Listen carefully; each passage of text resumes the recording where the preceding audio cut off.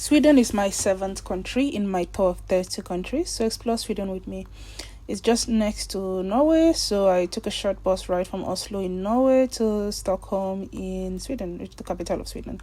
I took Flixbus, which is my most preferred bus company for inter-country trips like this.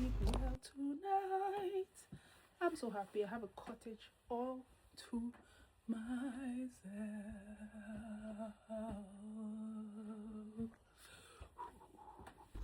I decided to do one of those corny watch me wake up from sleep video that influencers do, but oh well.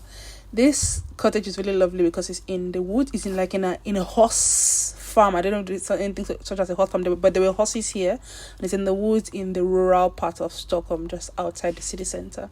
This place is a whole cabin. It has something called a combustion toilet where you burn the waste. It doesn't flush, it just burns. Perfect, works for me. No smell, nothing. This is what it looks like outside. Open the door, went outside. Can you look at that beauty? Very, and this is an outdoor shower, by the way. So this outdoor shower, look at my view outside. It's, in the shrubland. And there's a bed, but the bed is also a sofa. There's a nice rug. There's a TV. It has like these old area vibes or these old house vibes, but yes, a cottage cabin experience sort of.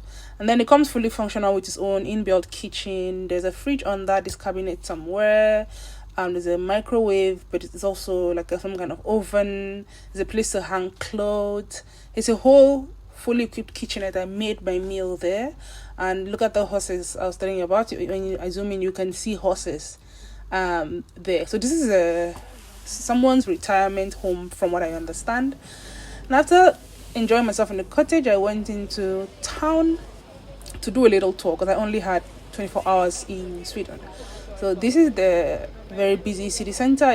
This is a tourist area where they sell all the expensive fridge magnets and tote bags. So I went in to do a little tour, but didn't buy anything because I'm traveling through 30 countries. I can't be buying souvenirs in each country, otherwise I'll have 30 souvenirs with no space to carry them on my way back.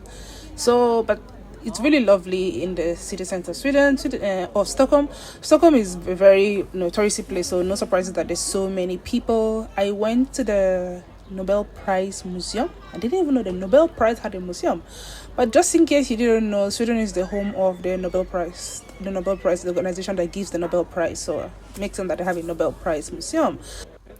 So no surprises that there's this many people because Sweden is a top destination for tourists, and the old town of Stockholm is a very popular place to visit. This is the old town, by the way. So most of my touring was just looking around the old town, and then I started wading my way through the streets to head to the Swedish royal palace. That was my next stop.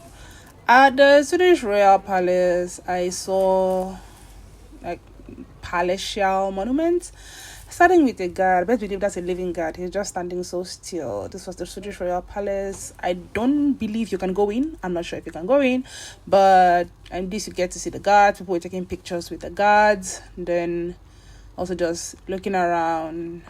And from there, I headed over some popular bridge. I was heading off to the airport for my flight to my next destination. So I will see you in my next country.